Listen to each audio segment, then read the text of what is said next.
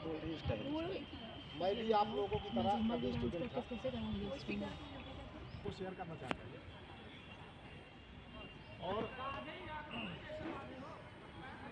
जैसे कि आप सभी लोगों का भी उम्र कम है और कई बार इसी कम उम्र के कारण जो है बच्चे बिगड़ जाते हैं। एक तो मैं पहले आपको ट्रैफिक के बारे में बताऊंगा, छोटी सी बात।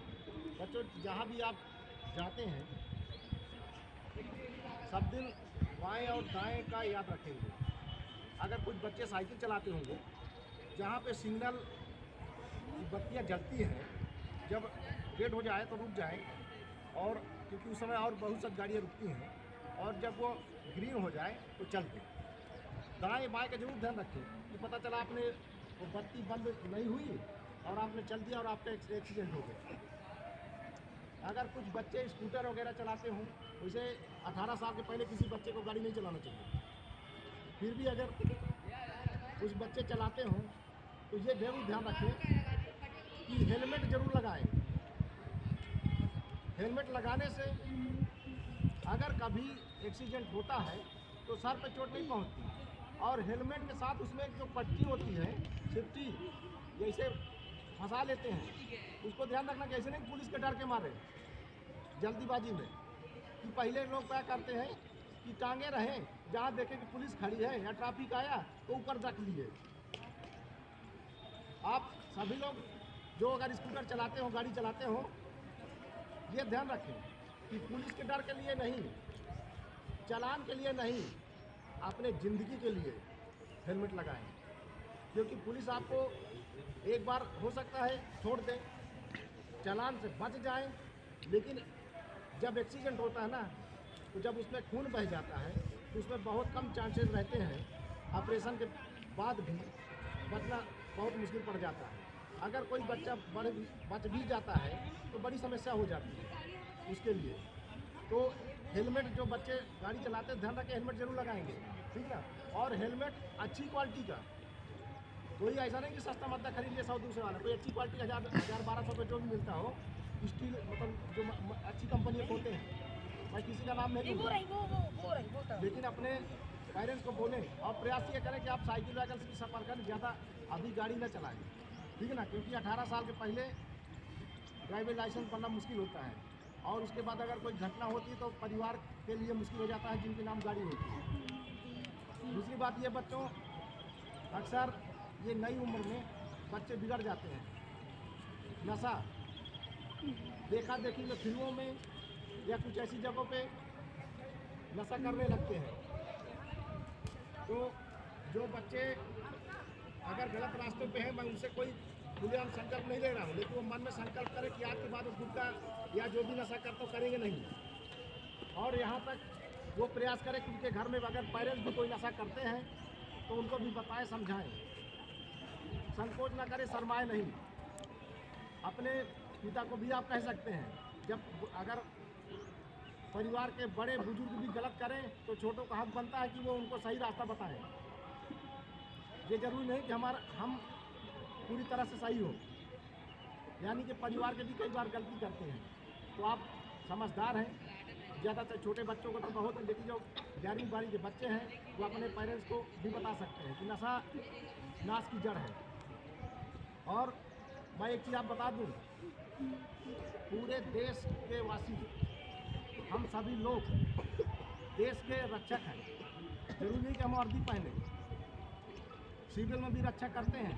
आधे पुलिस वाले भी कई बार सिविल में ड्यूटियाँ करते हैं, तो वो अलग तरीका होता है। लेकिन आप सभी लोग देश के लिए, अगर कहीं अपराध हो रहा है, कोई नशा कर रहा है, तो आप अपने पास के पुलिस थाने में उसको किसी के माध्यम से सूचना दे दें, नहीं कंट्रोल रूम का नंबर नोट करें या किसी पुलिस वाले को दे दें। उन अपराधियों को पुलिस उन्हें उचित दंड देगी, उन्हें जेल में डाल देगी कि अगर वो अपराध कर रहे हैं।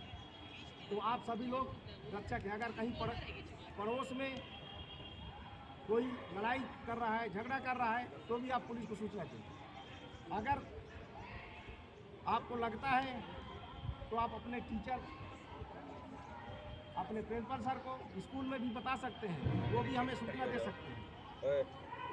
तो ये जो है सोच अच्छी रखना है, और नशा के लिए तो मैं विशेषकर नशा नहीं करना है, क्योंकि ये याद रखें, नशा नाश की जड़ पूर्ण रूप से, ठीक है ना।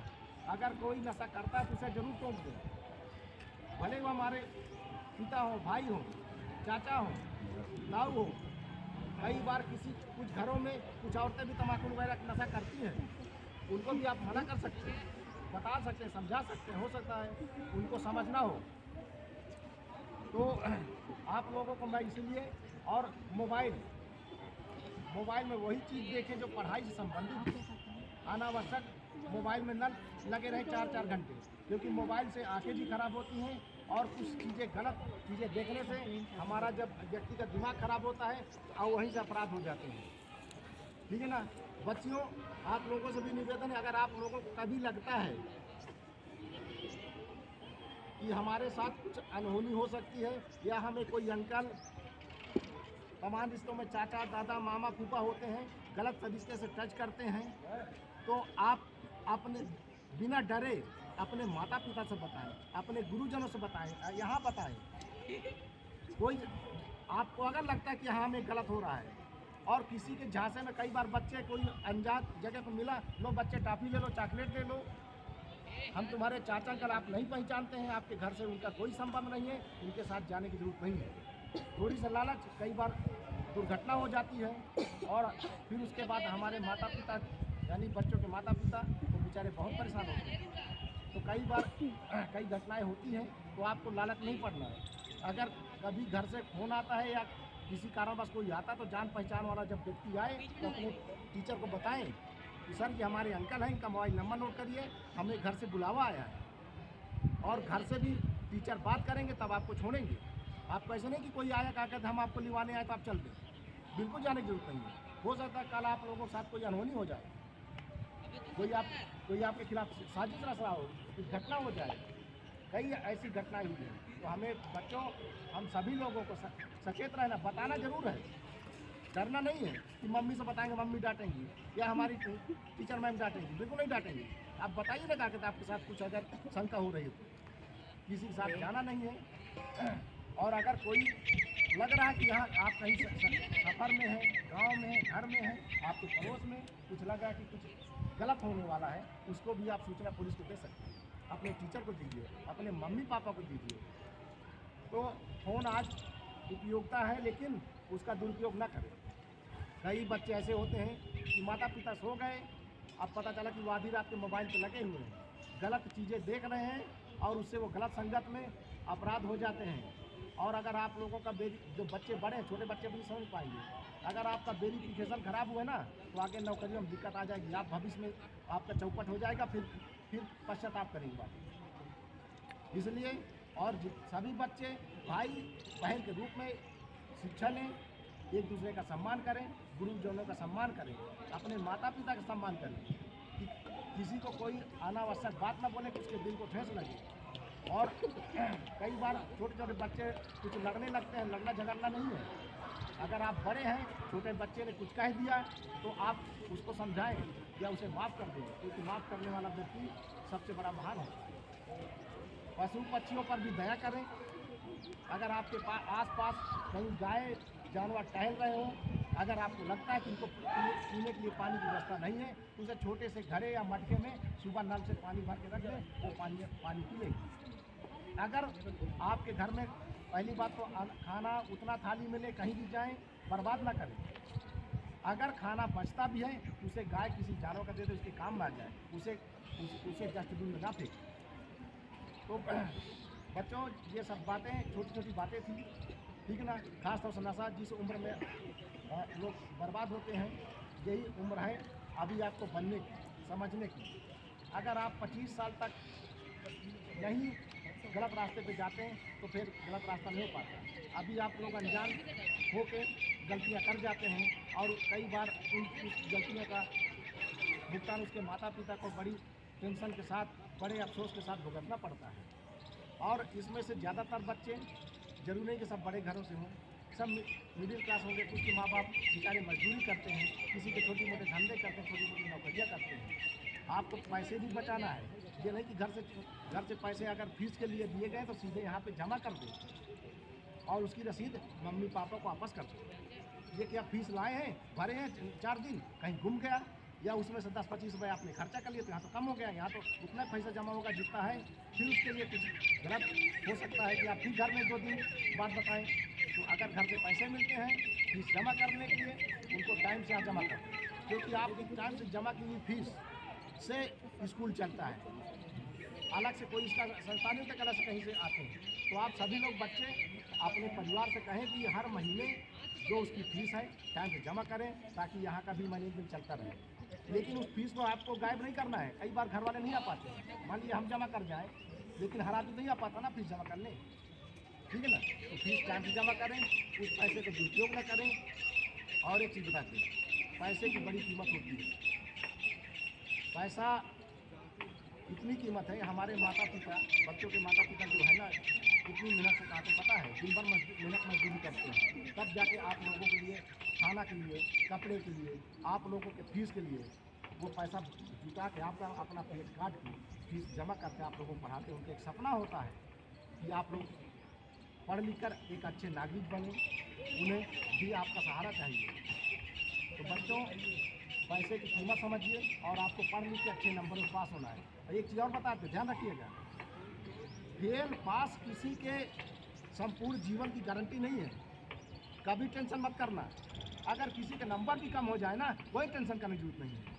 किसी के नंबर बढ़ते हैं, किसी कम होते हैं। कई बार बच्चे एक बार असफल भी होते हैं, दोबारा पास होते हैं। कई ऐसे उदाहरण एक बार असफल हुए हैं। एक IPS हैं, इस समय IG हैं महाराष्ट्र सरकार में, वो एक बार 12वीं में फेल हो गए थे, दोबारा वो पास हुए, आज वो IG हैं, पुलिस के ऑफिसर हैं।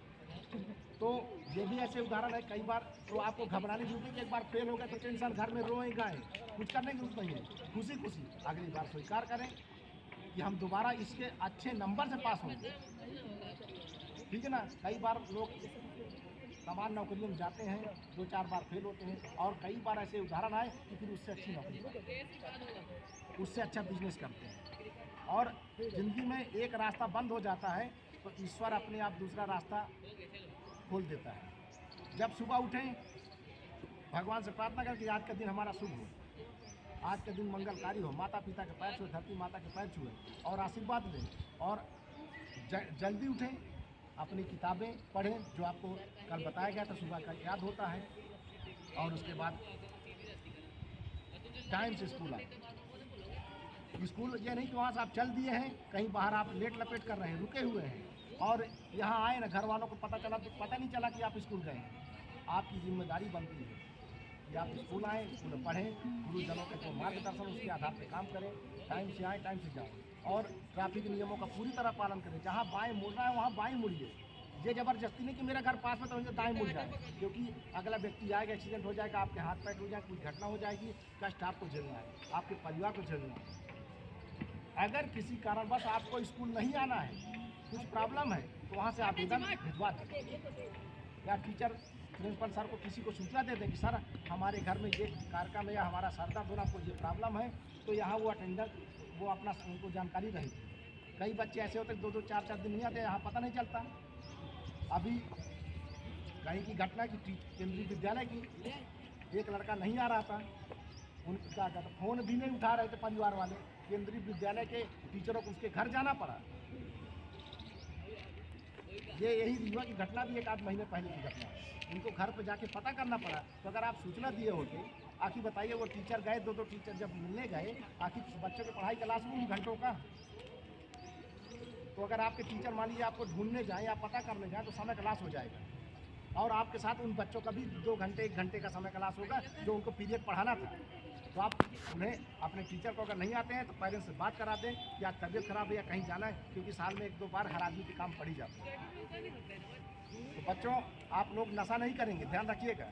मैं भविष्य में फिर कभी आप लोगों के पास आऊँगा, और फिर मुझे बोलने का अवसर मिलेगा और आप लोगों को सुनने का। अगर किसी से कुछ मुझसे बात करना है, किसी से कुछ पूछना है, किसी को पूछना है, तो मुझसे पूछ सकते हैं। है किसी को कुछ क्वेश्चन, पुलिस से संबंधित, परिवार से संबंधित पूछना हो पूछ सकते हैं सर से, ठीक है ना। हमारा नंबर भी आप नोट कर सकते हैं, मोबाइल तो आप लोग चलाते नहीं, आप लोग घरों पे रखते हैं, ठीक है ना। आप अपनी डायरियों में कभी कुछ आवश्यकता पड़े आप आज ही जाके भी फ़ोन करेंगे, हम आपके साथ भरोसे के साथ करिएगा, पुलिस जरूर आएगी। अगर आप लोगों को कभी लगता है, पहली बात तो कोई बात होती तो आप पुलिस अपने माता पिता को बताएं, अपने स्कूल में बताएं, फिर हम लोगों को भी बता सकते हैं आप, ठीक है ना।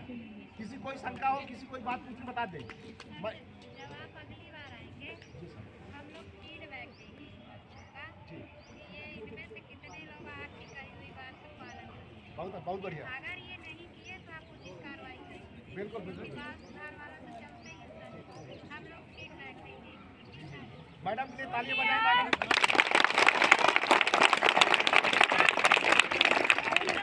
फीडबैक शिवानी मैम सर को देंगी। जो बच्चे सुधरेंगे नहीं, गलत करेंगे तो उनका फीडबैक नोट होगा डायरी में, सर के पास जाएगी कंप्लेन। सुन लिए?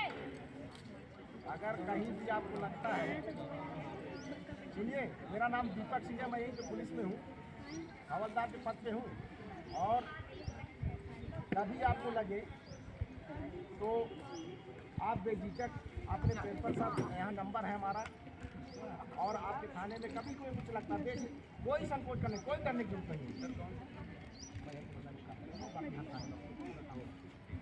है। कहीं भी आपको लगे, पूरे भरोसे के साथ आप बताएंगे, आपकी समस्याओं का निराकरण होगा। आप लोग, ठीक है ना।